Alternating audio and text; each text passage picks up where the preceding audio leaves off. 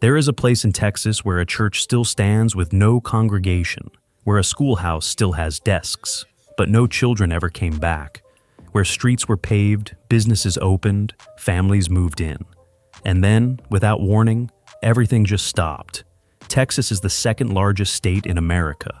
Most people think they know it. The cities, the ranches, the highways that stretch for hundreds of miles with nothing but sky on either side. But what they don't know, what Google Maps will never show you, are the places that used to be something. Towns platted, named, lived in, and then swallowed whole by time, by drought, by flood, by silence. Music enters low, title card. Cut to ground level road shot, driving into emptiness, 13 of them. And we're going to every single one. Lobo, Culberson County. Wide shot. A lone post office building against a flat bleached sky. Heat distortion on the road.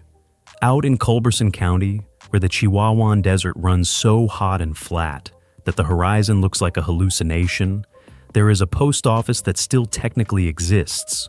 Lobo once had a school, a store, a gas station. People stopped here, people lived here, but the railroad changed its routes, the water dried up, and Lobo became exactly what its name suggests, a lone wolf in the desert, howling at nothing.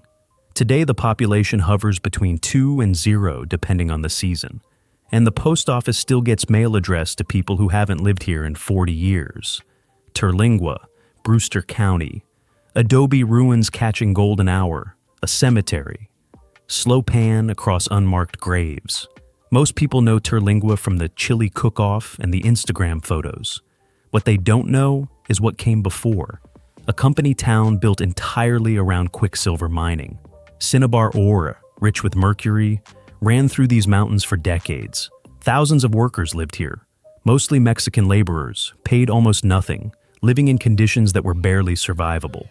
Then the mercury market collapsed after World War II, and almost overnight, everyone left.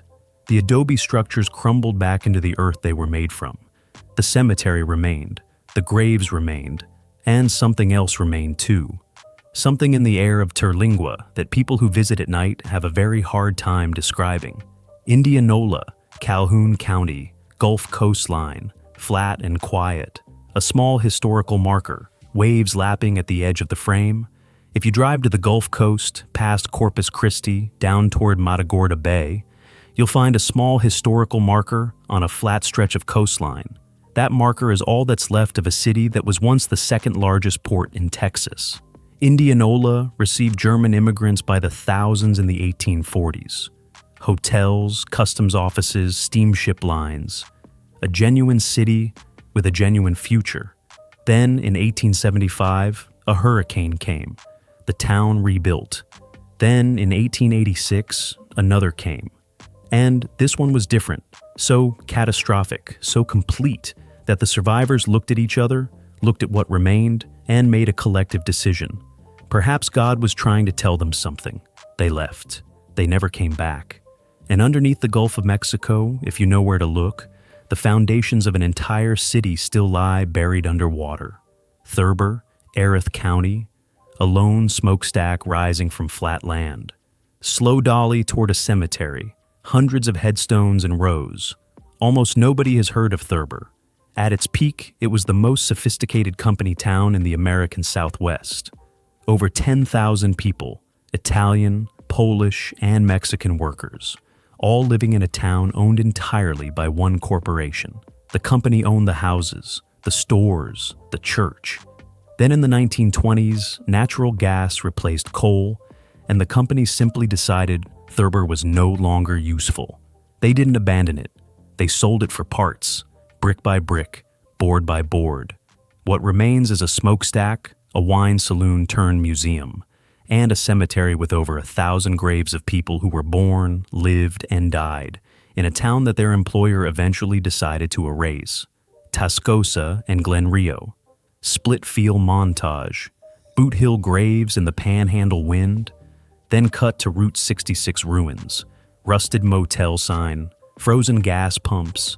Before Amarillo existed, there was Tascosa, the wildest town on the Texas Panhandle, Cowboys, outlaws, gunfights. Billy the Kid visited at least twice. Then the railroad went south to Amarillo instead, and Tascosa simply stopped being a place. The Boot Hill Cemetery is still there, graves marked with stones for men who died violently in a town that no longer exists. And then there's Glen Rio, straddling the New Mexico border on Old Route 66. It lived entirely because of the highway and died the same way. When Interstate 40 bypassed Route 66 in the 1970s, the traffic vanished overnight. The buildings are still there, frozen in time. The gas pumps still stand, waiting for cars that stopped coming 50 years ago.